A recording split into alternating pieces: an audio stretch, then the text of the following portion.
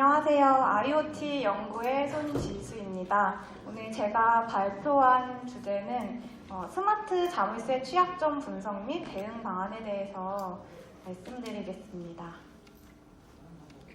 발표 순서는 스마트락을 소개하고 동작 원리에 대해서 말씀드린 다음에 추가 취약점과 보완 방법 순으로 진행하겠습니다.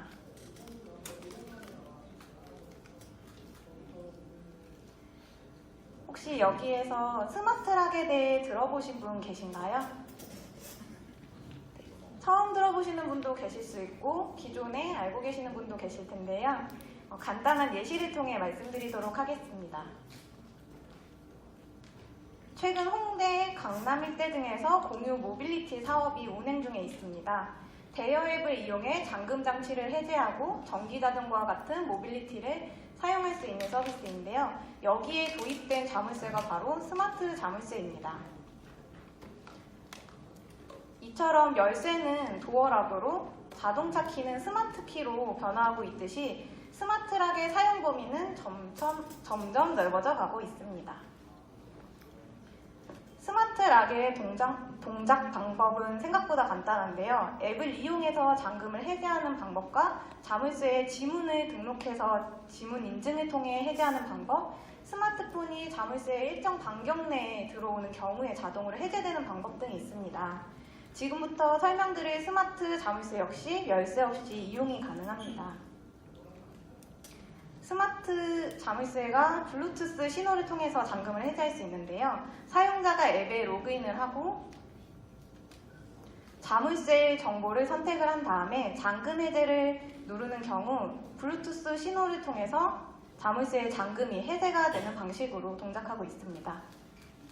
동작 원리에 대해서 조금 더 자세히 보여드리도록 하겠습니다.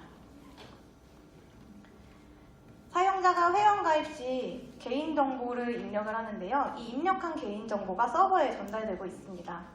서버는 사용자 개인정보를 받아서 사용자별로 사용자 식별 아이디를 생성하게 되고요. 자물쇠를 연동하는 경우에는 자물쇠의 식별 아이디 또한 생성하고 있습니다. 이 정보들을 DB에 다시 전달하여 DB가 저장을 하게 되는데 DB에는 사용자 정보와 자물쇠 정보를 구분하여 저장하고 있습니다. 사용자 정보로는 아이디와 패스워드, 사용자 식별 아이디, 이메일 주소가 있고요. 자물쇠 정보로는 GPS 정보와 자물쇠 식별 아이디, 그리고 자물쇠 등록에 필요한 QR코드입니다. 사용자가 로그인을 하게 되면 서버는 DB에 사용자의 정보를 요청을 하고요. DB는 서버에 사용자의 정보를 전달해주고 서버는 다시 이 정보를 사용자에게 전달을 해주고 있습니다. 그렇다면 스마트락을 포함한 모든 종류의 자물쇠에 있어서 가장 중요한 기능이 무엇일까요? 바로 내가 지키고 싶은 물건을 제3자가 훔치지 못하도록 하는 것입니다. 그런데 앞서 말씀드린 사용자의 정보가 제3자에게 노출되는 경우 어떻게 될까요? 당연히 자신이 지키고자 하는 물건을 지킬 수가 없고 아무도 모르는 사이에 자신의 열쇠를 쥐어주는 상황이 됩니다. 이렇게 해당 제품에는 특정 행위를 통해 타인의 자물쇠를 해제할 수 있는 방법이 3가지가 존재했고요. 그 외에 다른 취약점도 있었습니다. 취약점을 검증하기에 앞서 정보 수집이 선행이 되어야 하기 때문에 다음 장에서 해당 내용을 말씀드리도록 하겠습니다. 응답패킷 정보 수집인데요. 앱에 로그인을 하게 되면 날아오는 패킷이 몇 가지 있습니다. 그 중에 중요 정보가 담긴 패킷 3가지를 보여드리도록 하겠습니다. 네, 첫 번째 패킷인데요. 이 패킷의 정보가 자세히 보이실지 모르겠는데 제가 이렇게 표시를 해뒀습니다. 이 정보를 좀 더 확대해서 보여드리도록 하겠습니다. 아이디라고 확인되는 내용은 사용자 식별 아이디고요. 패스워드는 암호화된 것처럼 보이는 패스워드가 있고 유저 아이디는 사용자의 계정입니다.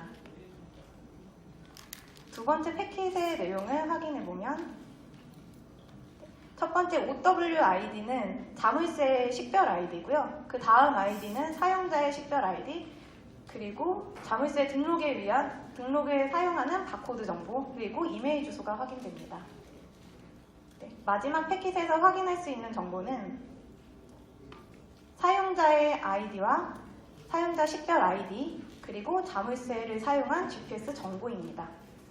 그렇다면 이 패킷의 정보를 어떻게 이용할 수 있을까요?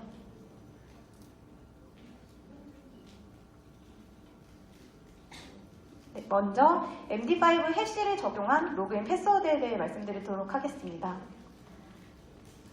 유저 아이디 파라미터를 다른 사용자의 파라미터로 변조를 해보겠습니다. 이때 응답 패킷에 확인되는 내용은 앞서 말씀드린 것처럼 암호화된 패스워드와 사용자의 아이디가 있는데요.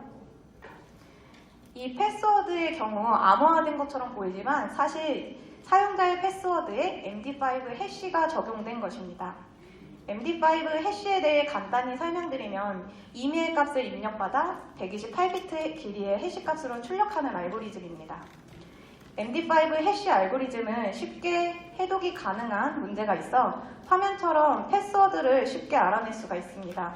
그래서 저희가 획득한 유저 아이디와 패스워드를 바탕으로 로그인을 시도해 보겠습니다. 네, 로그인 화면이고요. 이렇게 사용자 계정에 로그인을 할 수가 있었습니다. 저희가 테스트 했을 때 확인된 내용으로는 이 사용자 아이디는 실제 제조사에서 사용하고 있는 것으로 확인이 되었습니다. 이 계정에만 20개 정도의 자물쇠가 등록이 되어 있는 것을 확인했습니다. 다음은 자물쇠 GPS 정보 획득 내용인데요. 요청자의 유저 아이디 파라미터를 변조하여 해당 계정의 정보를 확인하려고 합니다. 효율적으로 정보를 확인하기 위해 프록시 툴의 인트루더 기능을 이용해 보겠습니다. 인트루더는 반복적인 패킷을 전송하는 도구로 특정 유저 아이디 대역에 브루트 포싱을 해볼 수 있습니다. 그래서 지금 현재 브루트 포싱을 51번까지 한 내용이고요. 네, 이 중에 가장 마지막 패킷의 응답값을 확인해 보겠습니다. 네, 지금 글씨가 작아서 확인이 안 되실 텐데요. 이렇게 표시해둔 내용을 확대해서 확인해 보면 사용자 식별 아이디와 GPS 사용 정보를 확인할 수 있습니다. 이 패킷에서 중요한 GPS 정보에 대해서는 자물쇠를 이용할 때 블루투스 방식으로 잠금을 해제하기 때문에 사용자가 접근할 수 있는 위치인지를 확인을 해야 되는 부분이 있습니다. 그래서 현재 공격자와 위치가 가장 가까운 자물쇠를 찾기 위해서 이런 방식을 사용을 했고요. 수집한 GPS 좌표를 지도에 이렇게 표시해서 확인할 수 있었습니다. 파악된 다른 사용자의 계정 정보와 자물쇠 위치 정보를 이용하여 가장 가까이에 있는 자물쇠를 공격 대상으로 선정하고 이와 관련한 시연 영상을 다음 장에서 보여드리도록 하겠습니다. 테스트용으로 계정을 추가해서 시나리오를 통해서 구성한 내용이므로 내용을 보면서 확인 부탁드립니다.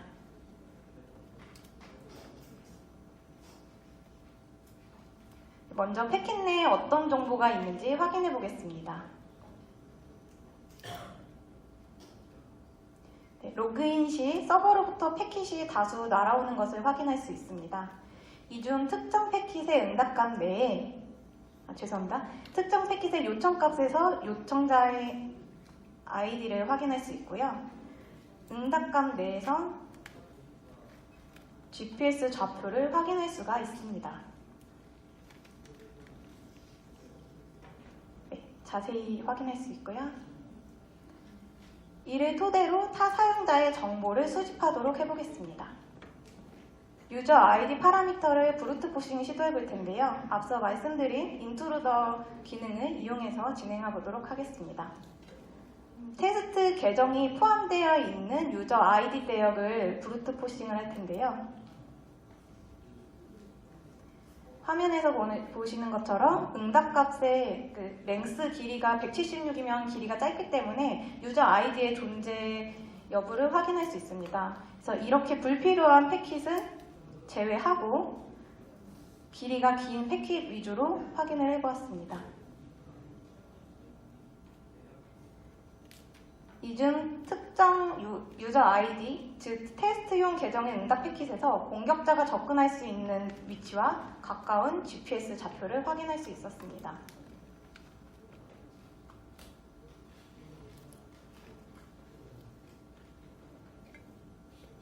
수집한 정보를 바탕으로 GPS 좌표를 검색한 결과입니다. 이제 타 사용자의 자물쇠를 해제할 수 있는 작업이 준비가 완료되었습니다. 유저 아이디 파라미터를 타 사용자의 정보로 변조하겠습니다. 변조하게 되면 우측의 테스트가 다른 사용자의 자물쇠로 변조가 됩니다. 타 사용자의 자물쇠를 선택하고 현재 연결 끊김으로 확인되는 블루투스가 연결됨으로 변경되면 그 후에 잠금 해제 버튼을 누르고 잠금이 해제가 되는 내용을 확인하실 수 있습니다. 네, 이상으로 시연 영상 마치도록 하겠습니다.